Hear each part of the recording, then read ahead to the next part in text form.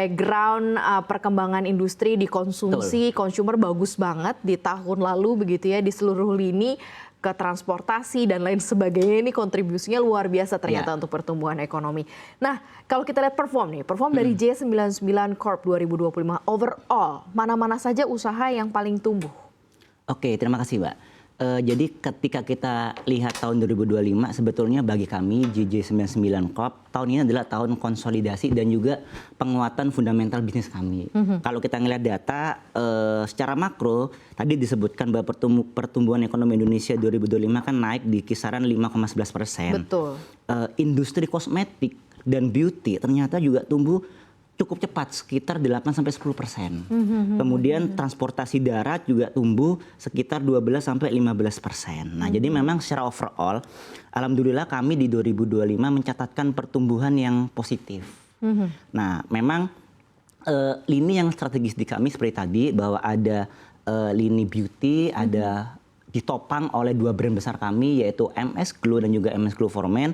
Kemudian yang menjadi rising star di 2025 ini adalah Juragan 99 Trans. Karena di tahun ini, alhamdulillah kami bisa menciptakan pertumbuhan hingga double digit untuk sektor transportasi, Mbak. Oke, double digit ya. Iya. Detailnya udah dihitung belum nih Mas, double digitnya nih Mas? Double digitnya kalau dibandingkan year on year 2024-2025 kita tumbuh di atas 50% sebetulnya. Tumbuh di atas 50%. Untuk sektor transportasi. Transportasinya. Iya, betul. Oke. Kalau skincare, Pak? Kalau untuk skincare memang tadi di tengah gempuran banyak skincare dari luar ya, alhamdulillah kita masih bisa tumbuh. Memang tumbuhnya mengikuti pertumbuhan dari industri kosmetik sekitar 8-10% tadi itu. Artinya memang demand itu sudah mulai bertumbuh begitu ya di 2025 dan geliat ekonomi juga terasa begitu ya dengan penggunaan transportasi dan lain sebagainya yang tadi disampaikan oleh Pak Ganesha. Gitu ya Pak, secara keseluruhan, dan ini tercermin juga di J99 Corp ternyata. Betul. Ya. Jadi memang di 2025 itu memang secara pertumbuhan memang tumbuh di tengah tadi ya, kita tahu bahwa 2025 kita menghadapi berbagai isu secara ekonomi makronya, tapi ya tadi alhamdulillah di kuartal 4 terutama ekonomi Indonesia membaik dan didorong oleh beberapa sektor consumer goods tadi itu, sehingga tadi kami bisa menciptakan pertumbuhan yang cukup baik, cukup positif di 2025. Oke, Pak Ganesha, kita coba lihat lebih dalam terkait mengenai tantangan. Tantangan terbesarnya apa sebenarnya untuk mempengaruhi penjualan dari segmen consumer goods versus jasa transportasi ini? Apakah ini dari sisi daya beli masih mempengaruhi, ataukah memang kompetisi nih moda transportasi publik maupun juga swasta juga ada di sana gitu, ataukah memang dasarnya tren masyarakat sekarang dalam memilih transportasi ini juga mempengaruhi gitu ya demand yang ada? Betul. Jadi memang 2025 kalau kita lihat secara makroekonomi ya. Jadi memang kita saya mengumpulkan data secara internal kami. Memang kita lihat bahwa middle class spendingnya ini kan secara growth-nya kan sedikit melambat ya dibandingkan tahun lalu. Kemudian juga customer atau konsumen ini menjadi value driven. Artinya apa? Mereka nggak hanya price driven tapi juga value driven. Jadi mana harga yang sesuai dengan value of money-nya. Kemudian yang ketiga memang kita ngelihat brand switching itu terus meningkat sebetulnya. Nah, jadi ketika kita ngelihat apa sih 2025 bagi J99 Corp ini, jadi tahun 2025 ini adalah tahun yang adaptif buat kami sih sebetulnya. Bahwa di sektor consumer good, tantangan utamanya itu yang pertama memang daya beli. Daya beli yang cukup selektif. Ketika kita bilang apakah daya beli itu turun, buktinya di kuartal 4 daya beli masyarakat menaik cukup baik.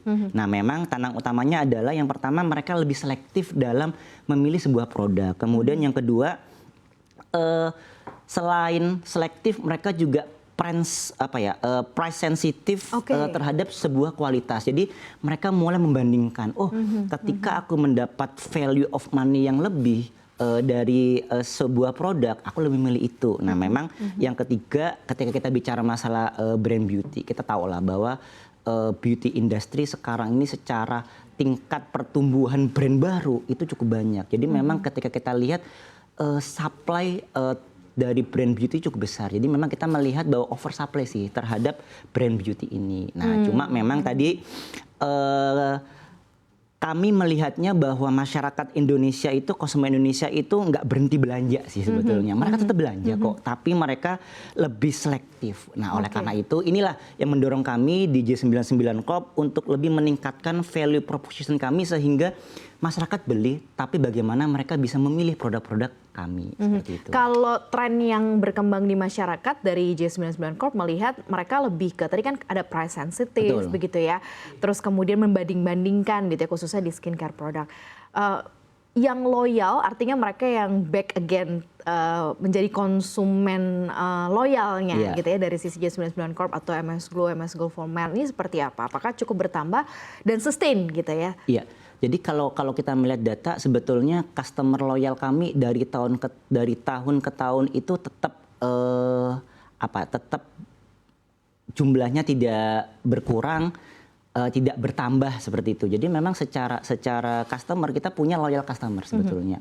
Orang yang sudah pakai produk kami MS Glow Beauty dari tahun 2016, MS Glow for Men dari tahun 2019. Nah, memang sekarang kami punya strategi baru bagaimana distribusinya, bagaimana pola penyebarannya kita buat lebih luas karena yang tadinya banyak pengguna kami itu online center. Nah, kami coba untuk melakukan strategi baru, kita lebih memperkuat arus belanja offline-nya sebetulnya. Oke, berarti ketersediaan produk mungkin di offline store juga itu menjembatani dan memudahkan begitu ya si loyal customer. Betul. Jadi memang kunci utama penjualan produk saat ini adalah bagaimana secara availability-nya dan juga visibility-nya itu semakin mudah untuk didapatkan. Jadi ketika barang itu hadir, ada dan terlihat, nah masyarakat, customer, konsumen itu semakin mudah untuk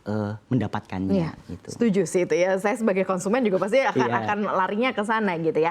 Nah, kita coba perdalam di kosmetik nih Pak Ganesha.